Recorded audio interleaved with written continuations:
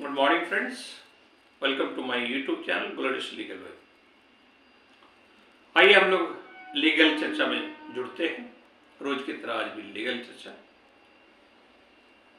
हम लोग के हाई कोर्ट में एक आर्टिकल 226 में काफ़ी कुछ एक्सरसाइज करते हैं, that is the writ jurisdiction. Writ jurisdictions के अंदर जो है हम लोग कभी कभी कंफ्यूज हो जाते हैं कि आर्टिकल 226 और 227 कब अप्लाई, या फिर 227 में रीट फाइल हो सकता है कि नहीं, चाहे WPC हो या WPS हो, what ever might be. Normally हम लोग जो CMP फाइल करते हैं, सिविल मिसलेनियस पिटीशन, उस समय जो है आर्टिकल 227 एक्सरसाइज करते हैं। लेकिन अगर आपका स्पेसिफिक और मटेरियल आपके अवेलेबल है तो ऐसे सिचुएशंस में आप 227 में भी रीट जुरिडिक्शन आप एक्सरसाइज कर सकते हैं, इसमें कोई भी। आज हम लोग जो डिस्कस करेंगे एक पर्टिकुलर केस के संदर्भ में, जो प्रैक्टिकल अप्रोच पे हम लोग अब जानते हैं। वो मैटर जो है पब्लिक डिस्ट्रीब्यूशन सिस्टम PDS, आप जानते हैं राइट टू फूड एक्ट जो है लाया गया, और इसके तहत या इसके पहले से हमारी PDS system, public distribution systems जारी है। कि आप सब जानते हैं कि बिलो पॉवर्टी लेवल या लाल कार्डधारी वाले या कोई और अन्य कार्डधारी वाले जो क्राइटेरिया फिट होता है, उस राशन कार्डधारी को एक फूड ग्रेन जो है प्रोवाइड किया जाता है। और इस फूड ग्रेन को सप्लाई करने के लिए वेरियस पंचायत लेवल पे आपका डीलर्स जो है, PDS सॉफ्ट डीलर जिसको हम लोग करते हैं, और स्टार्ट होता है। ऑलरेडी वो लाइसेंस होल्डर होता है और उस लाइसेंस होल्डर को वो फूड ग्रेन सप्लाई किया जाता है, और फिर जो है वो PDS सॉफ्ट जो है अपने अंदर जो भी कार्ड होल्डर है उस कार्ड होल्डर को सप्लाई करता है।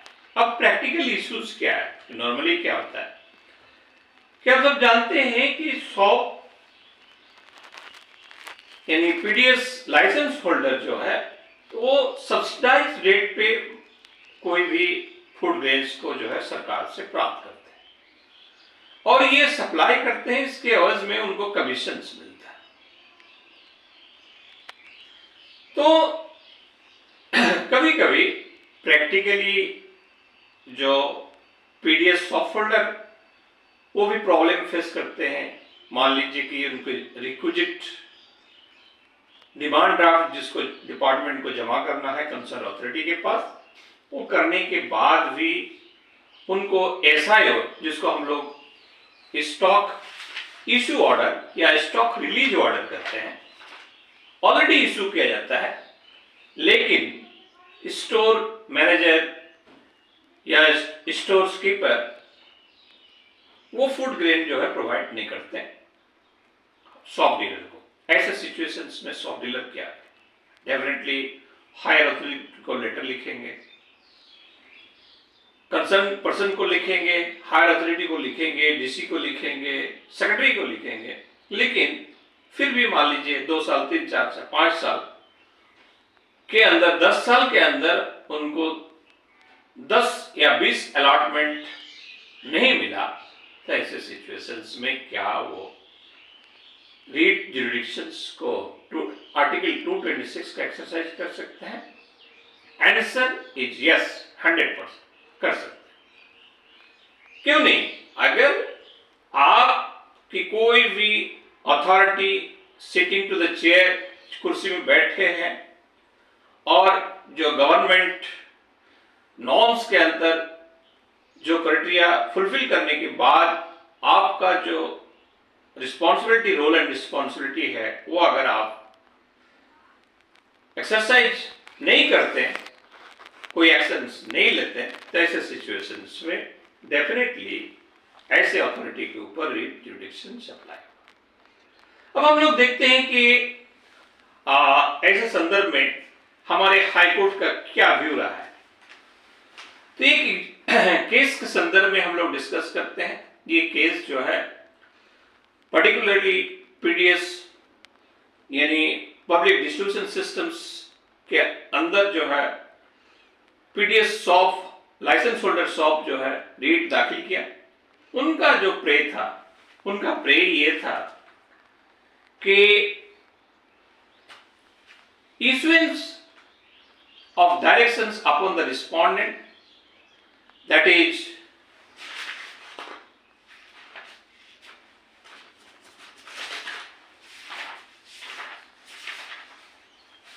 respondent, that is the district manager, Jharkhand state food corporations limited. तो ऐसे सिचुएशंस में अगर रिस्पोंडेंट कोई पब्लिक डिस्ट्रीब्यूशंस के अंदर कोई फूड बिल सप्लाई नहीं करता है तो हाईकोर्ट में आकर उन्होंने डायरेक्शंस मांग रहा है कि आप डायरेक्शन दीजिए।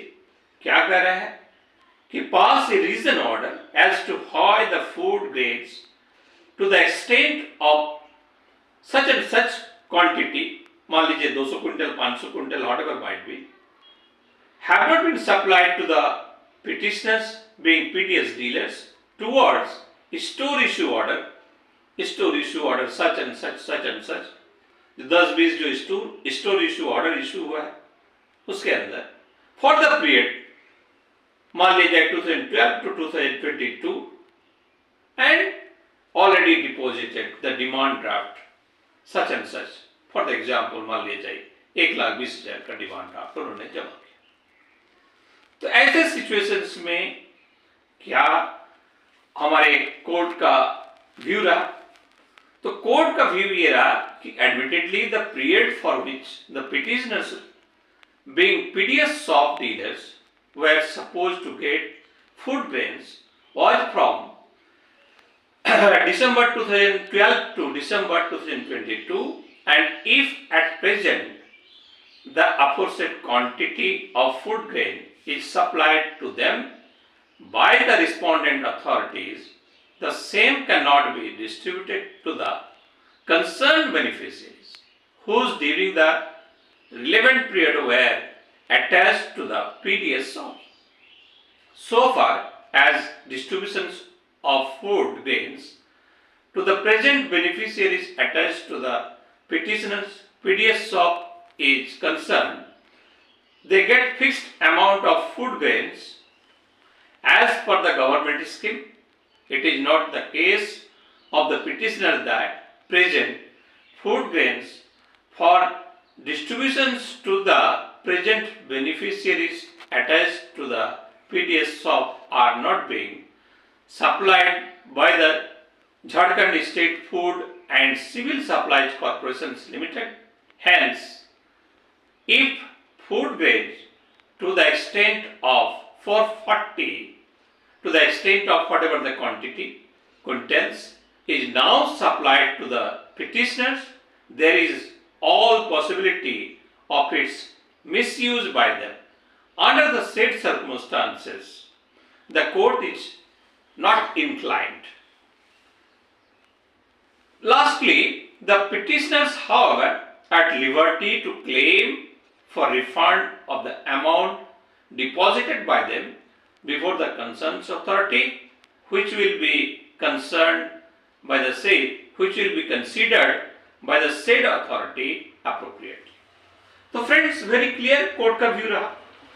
चूंकि आपका मैटर 2012 से लेकर 2022 के बीच लगभग 10 साल में मान लिया जाए आपका 20 इंस्टॉलमेंट 20 जो है टर्म का जो है डिलीवरी आपको नहीं दिया गया, आपका फूड ग्रेन आपको सप्लाई नहीं किया। अभी आप रेट फाइल कर रहे हैं 12-14 साल के बाद। अगर आपकी सारा फैक्ट सारा जो है, चूंकि आपका स्टोर इश्यू ऑर्डर ऑलरेडी है, आप पिटिशन से लगाए हैं, उसको बेस करके अगर हमारी कोर्ट जो है ऑर्डर कर दे रिस्पोंडेंट अथॉरिटी को कि आप इतना जो है माल फूड ग्रेन जो है आप सप्लाई कीजिए पर्टिकुलर पीडीएस शॉप को, सप्लाई कर भी देता है, तो ऐसे सिचुएशंस में क्या वो शॉप डीलर पर्टिकुलर जो कंसर्न बेनिफिशियरी है, वो कार्ड होल्डर है, उसको दे पाएगा? बिल्कुल नहीं। तो क्या होगा कि कोर्ट का व्यू है कि ऐसे सिचुएशंस में ये अगर सप्लाई होता भी है तो वो मिसयूज होगा, क्योंकि हो सकता है कि वो शॉपकीपर खुद रख ले या ब्लैक मार्केट में चालान कर दे, किसी और को बेच दे, ये पॉसिबिलिटी है। तो इसलिए कोर्ट का व्यू है कि ऐसे सिचुएशंस में इस तरह का ऑर्डर नहीं दे सकते। लेकिन जेन्युइनली शॉप डीलर जो है पैसा जमा किया है, वो 1,20,000 हो, 1,40,000 हो, अथॉरिटी को दिया है, वो पैसा रिफंड पाने का वो अधिकार है उनका, वो रिफंड किया जाएगा। और क्या कहते हैं, कंसर्न अथॉरिटी इसको अप्रोप्रिएटली इसको जो है देखेंगे और उसके पैसा को जो है रिटर्न करेंगे। तो अल्टीमेटली क्या हुआ कि कम से कम आप जो अपना पूंजी कैपिटल इन्वेस्ट करके रखे हैं, आपको गवर्नमेंट माल नहीं दिया, सप्लाई नहीं किया, तो इस रीट से तो इतना बेनिफिट हुआ कि आपकी जो पैसा ब्लॉकेज था वो पैसा विथ इंटरेस्ट के साथ आप पा सकते हैं, ले सकते हैं। तो this is the practicals issue जिसके ऊपर हम लोग डिस्कस किया। तो फ्रेंड्स, होप सो कि आपको मैटर समझ में आया होगा।